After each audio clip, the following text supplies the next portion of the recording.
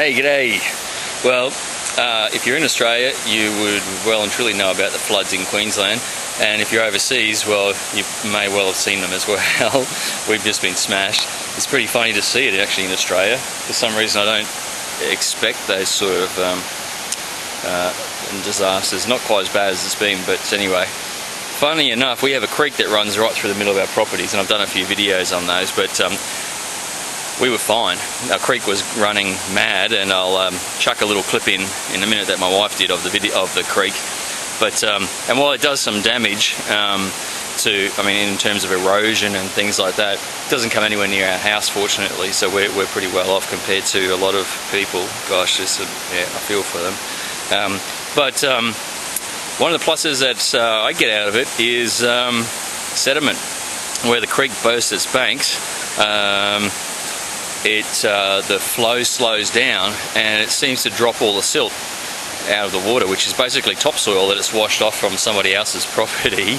And then as the water recedes, I get these big piles of topsoil that I can then go along and grab. So I just want to show you those. And so here's my creek. It's coming back to normal now. It's my good old driveway.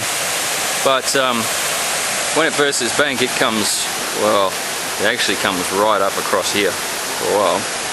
Now, I don't know how well it's going to show up on the camera, but if you see here where these footprints all are, like all through here, is topsoil, which is maybe 100 mil, 10 centimeters thick at least. 6 inches maybe for any imperial people, and it's sort of spread all the way around here. Let me see. Down in here I've got huge piles of it,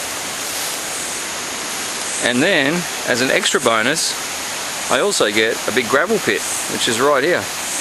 Most of it's probably washed off my driveway in the first place, but I'm going to get stuck in and dig all that out at the moment. And it can go back into my driveway with some concrete, with some cement. But look, this gives you a bit of an idea. My dogs have been digging themselves in there. But this is going to be beautiful. It's just amazingly good soil. A little bit silty, so it's going to be really well drained. So I'm going to do some work. I thought I'd chuck that in to start. I'm going to get into it now and shovel it all up, and then I'll show you my plan for it. Alright, cheers.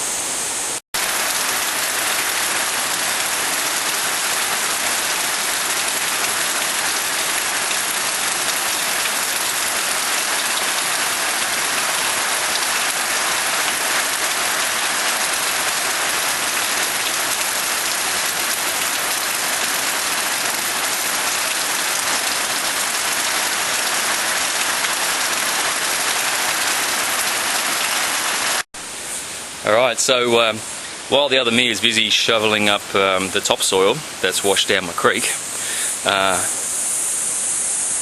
I am over here at my chook pen, which is a little bit wet and damp at the moment, as everywhere is. But as well as the topsoil, I have got all this lovely manure. Look, if I push my foot into it,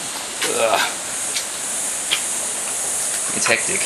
But one of the other benefits of having a chook pen, or having chooks, as well as obviously getting the eggs, is that they produce a quite amazing amount of manure. You can see in here what I often do is throw leftover straw or even grass clippings and what have you in here. Now this pen is probably, I haven't taken anything out of here for maybe even close to a year now, so like through here it must be really thick. So the chicken manure and the grass clippings and the old straw and all the things that we chuck in here are now being composted by the chickens and fertilised by the chickens. So I'm about to dig that out and then mix that with my topsoil. You've got to be a bit careful with chicken manure because it can be very strong, but the project I've got in mind doesn't mind strong manure. So that's step 2. G'day!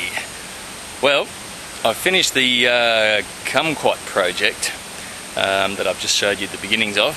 It's obviously a couple of days later. We had a bit more rain here, which is just what we needed. Everything's just recovering from floods and some more storms came through, but we weren't too bad. Anyway, finally got it finished yesterday, and I thought I would show you the finished product. Okay, so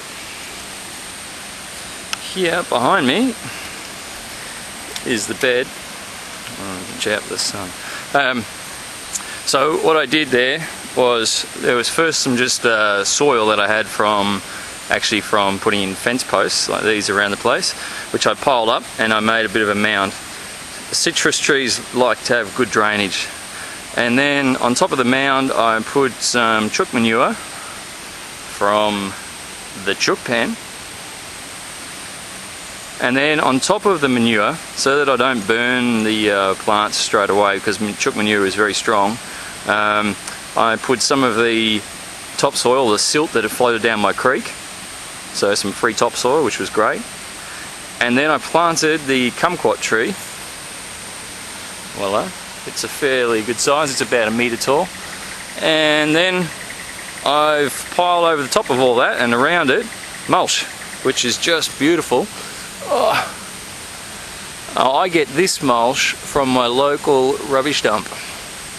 Our local tip has they receive all the green waste, so people that chop down trees and what have you can take it there and then they mulch it all. And I find it great. It's amazingly cheap, but it's excellent mulch, and it's over here now I put it at least a foot thick, 30 centimeters thick. And but come back in a year and that'll be back down to, you'd be lucky if it's a couple of inches or 5 centimeters thick. It just breaks right down, but in the meantime it holds the moisture in there beautifully, but it just turns into some awesome sort of organic material for the plants to feed on, and I find everything just thrives like crazy in that. So now the kumquat, I'll put up some interesting facts about the kumquat as well, but I find that you probably only need 1 kumquat tree per family. Here's actually a little green one. So if you don't know what kumquats are, well, they're small, basically look like a miniature orange or a mandarin. There's my thumb to give you an idea. It'll probably grow to about twice that size. They go orange and they're quite sour to eat. Now I'm just going to pick that off because I want this tree to grow, and any fruit that it's got on it at the moment, which is not going to get a lot because it's only small, the fruit will just, the energy from the plant will go to the fruit, and I'd rather the plant get the energy at the moment and establish itself and get itself growing. So, but as I was saying, 1 plant, probably per family, because that tree, while it's now at the moment about 1 metre, say 3 foot high, will get they get up to probably 3 meters or so, and it'll fill out most of that space around there, and you will get so many kumquats you won't know what to do with it. So kumquats, the main thing I use them for is marmalade, but you can also make marmalade brandy, I believe, and what I'm going to try hopefully is my wife is South African, and there is a liqueur, I guess you could call it, called mumpoor, and they also make that with kumquats. So, but marmalade first. But for instance, I've just finished helping my grandmother. She has 1 tree, and we made so much marmalade off that it wasn't funny. So we've been giving jars and jars of marmalade away. So I definitely don't think you need more than 1 tree if you get a good healthy tree that's giving you plenty of fruit. So yeah, that's the kumquat tree done. So maybe I'll give you an update in a little while, but we'll see.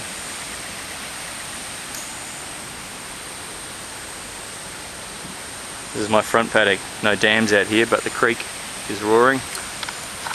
And for those of you who last time, it's a bit quieter out this side today. No cicadas. I'm sorry in that last video, I didn't realise how loud they were coming through.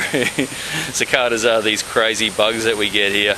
They're big, they're like hard to describe, like a giant grasshopper kind of thing. But they're pretty cool, but they do make a lot of noise early mornings, late evenings sometimes. So, alright, so anyway, that's video number 3. We're on track. Catch you later. Thanks for watching.